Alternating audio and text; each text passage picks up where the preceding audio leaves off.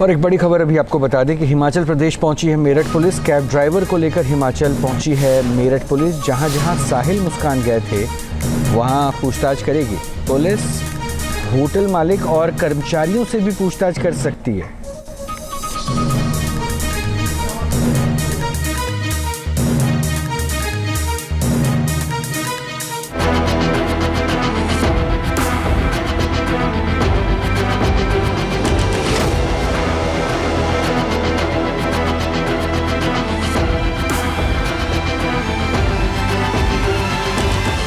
साल का सबसे खौफनाक हत्याकांड।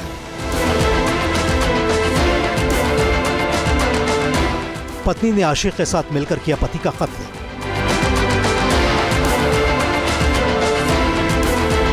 क्या मुस्कान के परिवार का हत्याकांड से है कनेक्शन?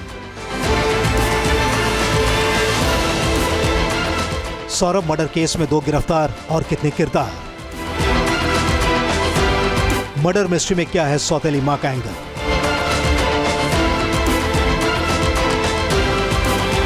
एक पत्नी ने पति की हत्या कर दी, चाकू से बेरहमी से उसके सीने पर वार किए, फिर अपने आशिक के साथ मिलकर उसके शव को टुकड़े टुकड़े किया और ड्रम में सीमेंट डालकर जमने के लिए छोड़ दिया।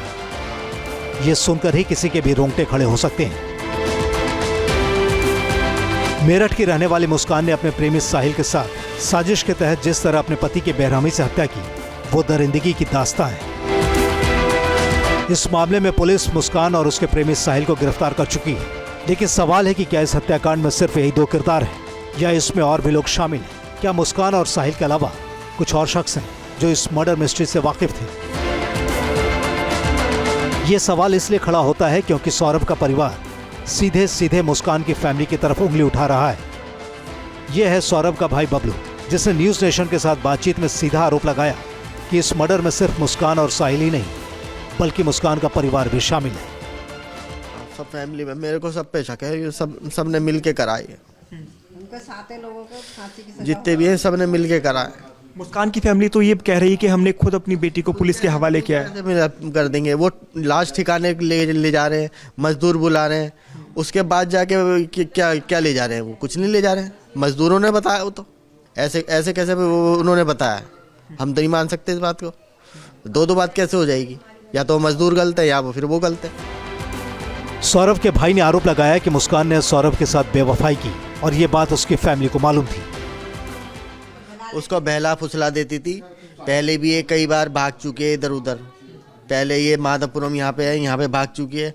उस किसी लड़के के साथ भाग चुकी है, फिर उसके बाद गाजियाबाद भाग चुकी है। साब एरिया के गाँव है, वहाँ से हमने फिर ये मेरे भाई ने रिपोर्ट वगैरह गई तो पुलिस उसको वहाँ से उठा के लाई थी। हमने तभी जो है तलाक की वो करवाई थी भाई, तलाक की। हाँ, तलाक का भी हमने वो केस फाइल करवाया था कि भाई अब जो है इसके साथ मत रहना। फिर कॉम्प्रोमाइज किस बात से हो गया था? वो बहला फुसला लिया उसको।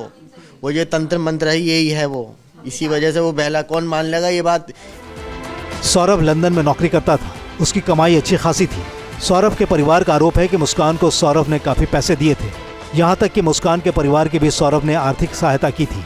सौरभ के भाई का कहना है कि मुस्कान और उसके परिवार को सौरभ के पैसों का लालच था।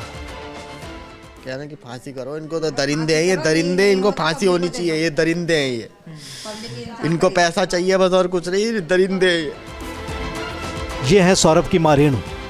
अगर किसी मां की जवान बेटी की हत्या कर दी जाए, उस मां को अपने बेटे का शत विशत शव देखना पड़े और उसके बेटे का शव गठरी में बांधकर घर की दहलीज पर आए, तो उस मां पर क्या बीतती है, इसका दर्द रेणु का दिल ही जानता है। रेणु ने अपने बेटे के हत्यारों के लिए फांसी की मांग की। इस दौरान उन्होंने जिन शब्दों का इस्तेमाल किया वो गौर करने के लायक है। फाइनली आप यही चाहते हैं कि सख्त से सख्त सजा? 5 सातों को फांसी की सजा हो। अगर सरकार नहीं दे सकती तो पब्लिक को सौंप दे। पब्लिक फिर अपने आप फैसला करेगी कि वो जिंदा रहने लायक है कि नहीं है। सुना आपने, सौरभ की मां रेणु कह रही है कि 5 सातों गुनहगारों को सजाए मौत मिलनी चाहिए। अब सवाल है कि सौरभ की मां के अनुसार वो 5-7 मुजरिम कौन हैं जो उनके बेटे की हत्या में शामिल हैं? क्या वो मुस्कान और साहिल के साथ ही मुस्कान के परिवार के सदस्यों को भी सजा देने की मांग कर रही हैं? एक बार फिर सुनिए उनका ये बयान। फाइनली आप यही चाहते हैं कि सख्त से सख्त सजा? 5 सातों को फांसी की सजा हो। अगर सरकार नहीं दे सकती तो पब्लिक को सौंप दे। पब्लिक फिर अपने आप फैसला करेगी कि वो जिंदा रहने लायक है कि नहीं है।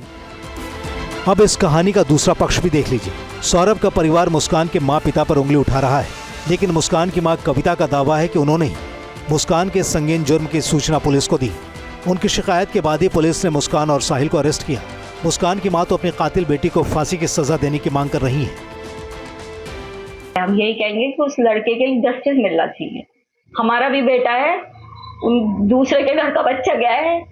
मैं ये दिखावे के लिए नहीं बोल रही, ये मेरे भगवान को पता है, ये मेरे बच्चों को पता है कि मैं ये केवल इसलिए कह रही हूँ कि सौरभ जानते हैं कि हमने उनकी रेस्पेक्ट करी है, वो हमारी करते थे। बस क्या न्याय मिलना चाहिए, क्या फांसी मिलनी चाहिए फांसी। मेरठ पुलिस इस पूरे मामले की जांच कर रही है। इस खौफनाक मर्डर में मुस्कान के परिवार के शामिल होने के आरोपों पर पुलिस फिलहाल खुलकर कुछ भी नहीं कह रही है। देखिए, अभी जो प्रथम दृष्टया जो अभी तक के एविडेंस मिले हैं, जो पूछताछ की है, उसमें 2 लोग ही शामिल थे। ऐसा कोई हमें एविडेंस फिलहाल नहीं मिला जिससे तो बाकी लोगों का रोल कुछ सामने आए। बाकी इसमें जो भी एविडेंसेस हैं वो हम लोग कलेक्ट कर रहे हैं। जो भी इसमें और तथ्य सामने आएंगे उसको विवेचना का पार्ट बनाया जाएगा। और क्या आरोपियों को दोबारा रिमांड पे लिया जाएगा? बिल्कुल, विस्तृत पूछताछ उनसे करने के लिए कि इन्होंने क्यों किया, जो सारी चीज़ें थी, कहाँ से इन्होंने खरीदी, इनको आइडिया कहाँ से आया, इसमें और कौन किस की इन्होंने सहायता ली, सबके बारे में जानकारी की जाए। इस बीच एक और खुलासा हुआ है। बताया जा रहा है कि क्राइम पार्टनर मुस्कान और साहिल दोनों की मां सौतेली थी। साहिल की मां 16 वर्ष पहले हो गई थी। मीडिया रिपोर्ट के मुताबिक सौतेली मां से उसकी नहीं बनती थी। साहिल की सौतेली मां नोएडा में रहती है, जबकि साहिल अपनी नानी के साथ मेरठ में रहता था। इसी तरह कविता रस्तोगी को भी मुस्कान की सौतेली मां कहा जा रहा है, लेकिन इस खबर की भी पुष्टि नहीं हुई है।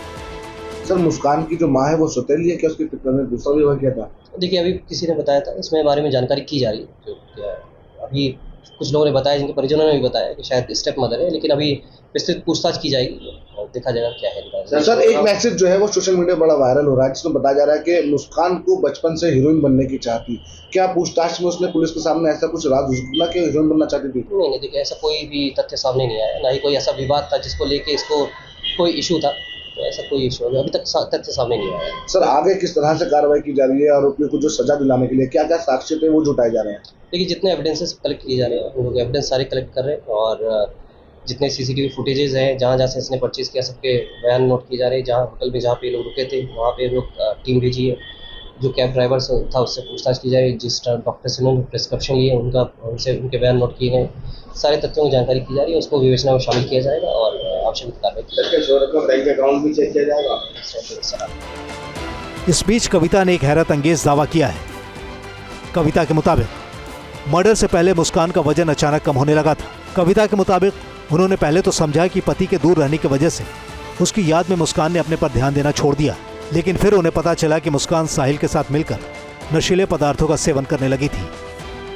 कविता ने दावा किया कि नशे की आदत की वजह से मुस्कान का वजन 10 किलो कम हो गया।